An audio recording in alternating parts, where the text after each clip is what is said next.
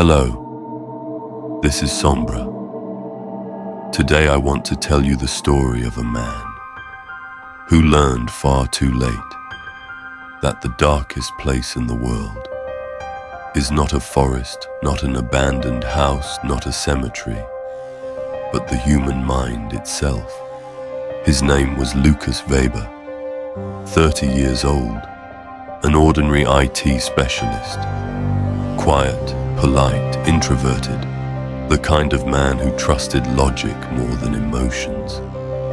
He didn't believe in ghosts or spirits or signs from above. He believed in facts, in science, in routine.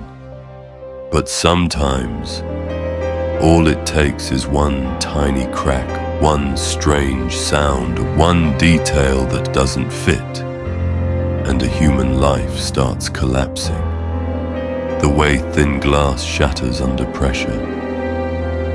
It all began in early November, rainy evenings, a cold city soaked in fog, an old apartment building with creaky floors, and long, narrow hallways.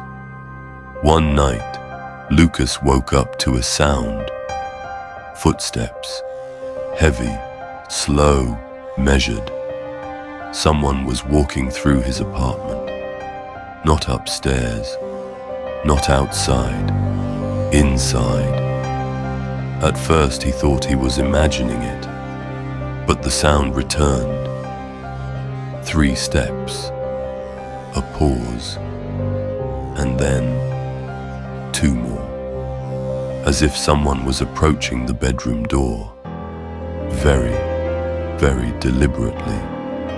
Lucas sat up, bare feet touching the cold wooden floor.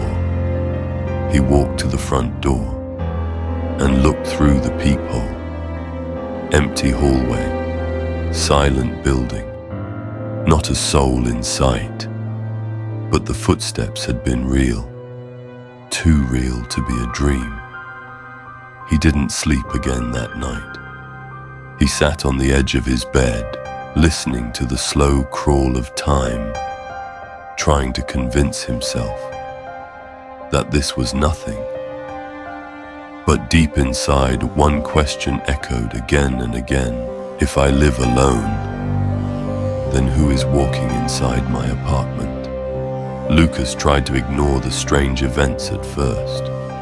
He convinced himself it was stress, too much work, not enough sleep. That's what most people tell themselves when reality begins to slip.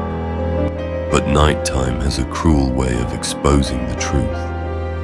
And every night the presence returned. Not noise, not dreams, presence. One night something happened that changed everything. Around 4 in the morning, Lucas woke up with a sudden jolt. The kind that comes not from a nightmare, but from the unmistakable feeling that someone else is in the room. The air felt compressed, heavy, as if the walls were slowly pushing inward. He opened his eyes and saw it. A shadow standing in the corner near his wardrobe. Not a normal shadow cast by the furniture or the lamp. Number. This one had shape, height, edges. It was far too tall, far too elongated, and worst of all, it moved just slightly as though it was breathing. Lucas froze. His heart hammered so loudly. He thought the thing could hear it. He blinked once, and in that moment the shadow dissolved, evaporated into the darkness, gone. But the room hadn't returned to normal, because on the floor, right where the shadow had been standing, was a wet footprint, a human footprint, fresh, clear, as if someone had stepped inside, from the rain-covered streets outside. From that night, Lucas began to write everything down. A diary of fear. It stood near the wardrobe. I saw it. It left a footprint. I'm not alone. Each page was darker than the last. His handwriting changed. The calm, neat script he always wrote with became shaky, uneven, as if his hand was no longer entirely under his control. He tried to take a picture of the footprint, of the marks, any evidence. But every time morning came, the footprint vanished. No stain, no trace, not even dust disturbed. It was as though the intruder cleaned up after itself, or worse, dash, as if it existed, only between midnight and dawn. By now, Lucas understood one thing. Whatever was inside his apartment wasn't planning to leave. Fear has a strange way of settling into a home. It starts small, a sound, a shadow, a moment you can't explain. And then it grows roots. It becomes a part of the walls, the furniture, the air you breathe. For Lucas, the fear became permanent. On the night the first message arrived, it was almost 3 in the morning. That hour when reality thins and even the bravest people feel vulnerable. His phone lit up. A vibration cut through the silence. He reached for it lazily at first, thinking it was a work notification or some random spam message. But when he unlocked the screen, his breath caught.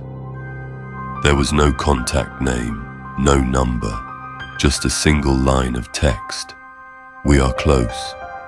Lucas sat up, pulse pounding in his ears. Close? Who? Why? A minute later, before he could even type a reply, another message appeared. You know why we're coming. The words felt ice cold, as if someone whispered them directly behind him. Lucas looked around the dark room, half expecting to see someone there. He grabbed his phone and called his best friend, Marcus. Marcus was the type of man who believed only in what he could see and touch, a realist, grounded, and Lucas needed exactly that. Marcus arrived 20 minutes later, sleepy, annoyed, but still concerned. Show me the messages, he said.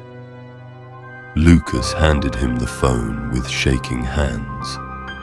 But when Marcus opened the chat window, the messages were gone. Not archived, not deleted. Gone completely. No trace, no history. Lucas, Marcus sighed. You're exhausted. You're overthinking. There's nothing here. But Lucas wasn't imagining it. He saw the messages. He read them.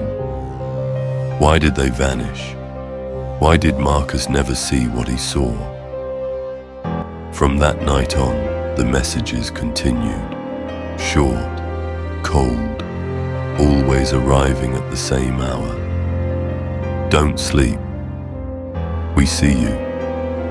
Open the door. Tonight. Lucas blocked the number. Nothing changed. He changed his SIM card. The messages returned.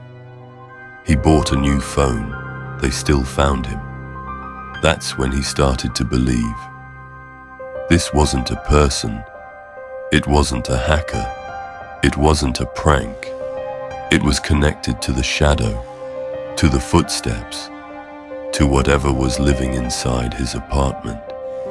When the world outside was asleep, To prove he wasn't losing his mind, Lucas bought several security cameras and set them up in every room. One in the living room, one in the hallway, one beside his bed. But the recordings only made things worse. Every night when he heard the footsteps, the whispers, the knocks, dash, dash, Lucas ran to the monitor to rewind the footage, and every time the screen showed only him. He wasn't asleep, he wasn't dreaming, he was awake, walking through his apartment, talking to empty corners, looking into shadows that no one else could see. It was as if something was standing beside him in the real world, but invisible to the camera. Whatever haunted him didn't want to be recorded, and Lucas, for the first time in his life, began to wonder if the danger was real or if the danger was inside him. But the messages continued, and every night they became more threatening. And one message, more than any other, made his blood freeze, run. He didn't know it yet, but that message was a warning or a promise. There is a moment in every horror story when fear stops being a feeling and becomes action. For Lucas, that moment happened on a cold Saturday night. It was almost 3 a.m. The entire building was dead silent. Even the city outside seemed to hold its breath. Lucas was lying awake in bed, staring at the ceiling, waiting for the footsteps, waiting for the shadow, waiting for the messages. But that night, something different came. Not a sound, not a vibration, a voice, low, deep, and frighteningly close. He's awake. Lucas froze. The voice wasn't in his head. It came from behind the bedroom wall. Then another voice, colder, sharper. Don't let him leave. Lucas sat up, heart hammering so violently, he thought it might rip through his chest. A third voice whispered right outside his bedroom door, "Hold the door." That was the moment. Lucas snapped. He jumped out of bed, grabbed his jacket from the floor, didn't even put it on properly, just held it in his hand. As he sprinted toward the apartment door, the hallway outside was black, the kind of darkness that eats every shape, every detail. But he didn't stop. Barefoot, half-dressed, he tore down the staircase, nearly slipping twice. Behind him, footsteps, fast, heavy, multiple. But every time he looked back, there was no one. He stumbled outside and into the freezing air. His breath came out in white clouds. The street was empty, quiet, still, dangerously still. But then, he saw it. A black van parked across the street, engine off, no lights. But it shifted slightly, like someone inside had leaned forward. Lucas backed away. The van slowly rolled forward, just a few meters. He didn't wait. He ran through the courtyard, past the old stone fountain, across the empty playground. The world around him blurred. His lungs burned. The cold cut through his skin like knives. Behind him, the soft, unmistakable sound of tires quietly rolling. He reached the park. Just behind his building, trees swayed in the wind. Leaves rustled on the ground, the darkness seemed alive. Lucas ran deeper, branches cutting his arms, roots hitting his feet. Finally, his body gave out. He collapsed on the damp ground, breathing in ragged, desperate gasps. The last thing he heard, before the world dissolved around him, was a sound so horrible it didn't belong to any human throat. Laughter, low, distorted, echoing between the trees, and then nothing. When Lucas opened his eyes again, the sky above him was pale grey. Morning. A passerby found him unconscious, shivering in shock. The ambulance arrived within minutes. No one saw the van. No one heard the voices. No one found footprints in the mud. To everyone else, it was just a man, lying alone in the park. But Lucas knew the truth. They were real. They followed him. They wanted him. And they weren't done yet. When Lucas opened his eyes, the world was white. A ceiling washed in pale light. Walls that looked too clean, too smooth, too quiet. He was lying in a bed, with metal rails on the sides. A thin blanket covered his legs, and the air smelled of disinfectant, sharp, sterile, unnatural. For a moment, Lucas didn't understand where he was.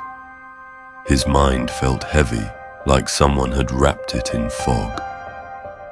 Then he heard a voice. "Lucas, you're awake." A man in a white coat stood beside him, middle-aged, calm, professional. His expression carried a softness that somehow felt colder than any threat. "Do you know where you are?" My apartment," Lucas whispered. "No, Lucas. You're in a psychiatric clinic." The words hit him like ice water. A clinic. A mental institution. Why? The doctor pulled a chair beside the bed and sat down slowly, as if approaching a wounded animal. "You ran away last night. From here. You escaped," he said quietly. "You've been with us for 3 months." Lucas blinked. His heartbeat echoed in his ears. 3 months? That wasn't possible. Just yesterday he'd been at home. He remembered the van, the voices, the shadows. Or did he? No, I was at home. They were there. They were coming for me," Lucas stammered. The doctor exhaled gently. "Lucas, you weren't at home. You were here in this clinic under our supervision. You suffer from paranoid schizophrenia. And yesterday, you attacked 2 nurses thinking they were trying to kill you." Lucas shook his head violently. His hands trembled. "You're lying. I heard them. They were inside my apartment. They were whispering behind the walls." The doctor reached for a folder and pulled out several printed photographs. "These are from last night, Lucas. Security footage. Look." Lucas didn't want to, but his eyes landed on the first image. It showed him standing barefoot in a hallway, face pale, eyes wild. No shadows, no figures, just him. Another photo.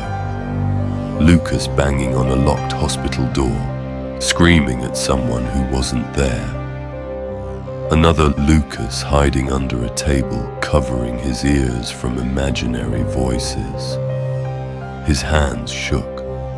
The room began to tilt. He wanted to deny it, to run, to scream, but his voice came out small, broken. Then the messages. They were real, right? Tell me they were real. The doctor handed him his phone. Unlocked. Open. A blank message history. No threats. No, we are close.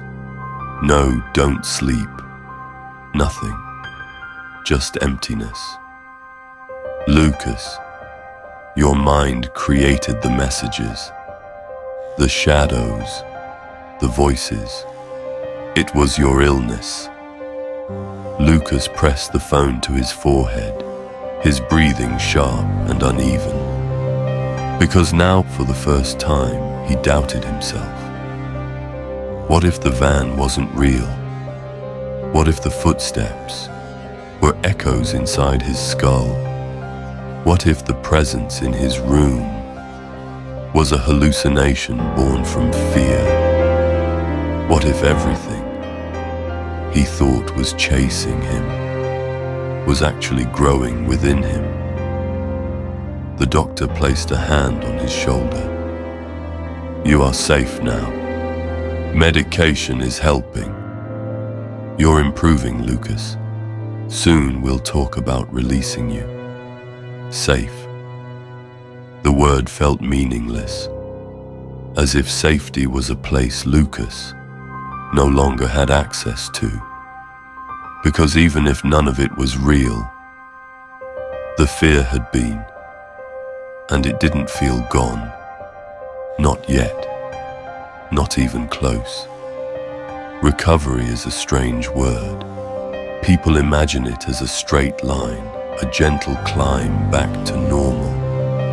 But for Lucas, recovery felt more like drowning slowly in a sea of uncertainty. The medication helped him sleep. The voices faded. The shadows didn't appear. The nurses smiled at him, as if he finally belonged in the world of the sane. After a week, the doctor visited his room again. Lucas, you've made remarkable progress. Tomorrow we'll discuss your discharge. Discharge. The word felt distant, almost unreal. Could he really go back? To his apartment? To the silent nights?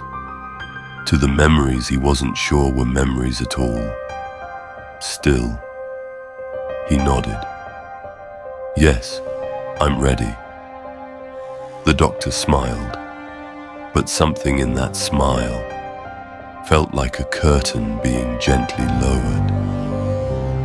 That night, Lucas couldn't sleep. The clinic was quiet, too quiet.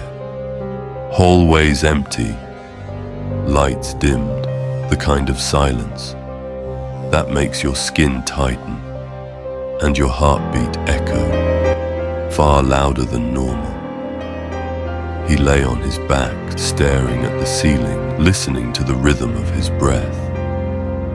2 hours passed, then 3. And just as Lucas was drifting towards sleep, he heard it. A footstep, one single heavy step, right outside his door.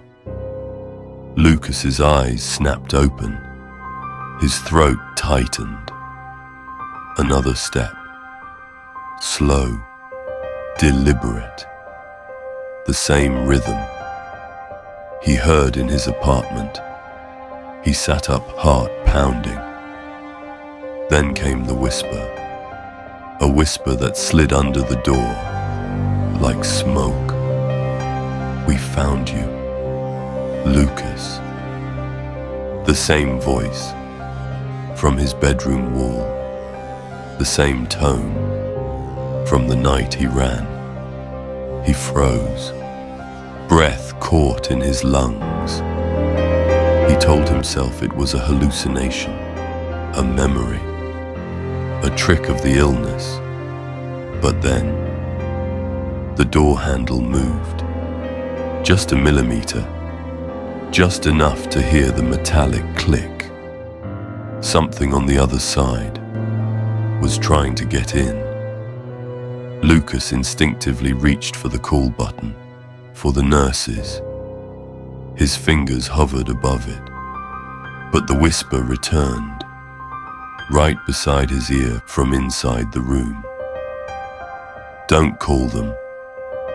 He felt the bed tremble slightly, as if something unseen pressed down on the mattress next to him. Then the footsteps began again, moving slowly around his bed, circling him, breathing near his neck. Lucas squeezed his eyes shut. You're not real. You're not real. You're not real. The room vibrated with silence, and then everything stopped. No footsteps, no breathing, no voices. Only the buzzing of the fluorescent light in the hallway. Lucas stayed awake until dawn, sitting in the corner of the room, with his knees pulled to his chest, watching the door. When the doctor entered the next morning, Lucas didn't mention the voices, didn't mention the whisper, didn't mention the thing that tried to open the door.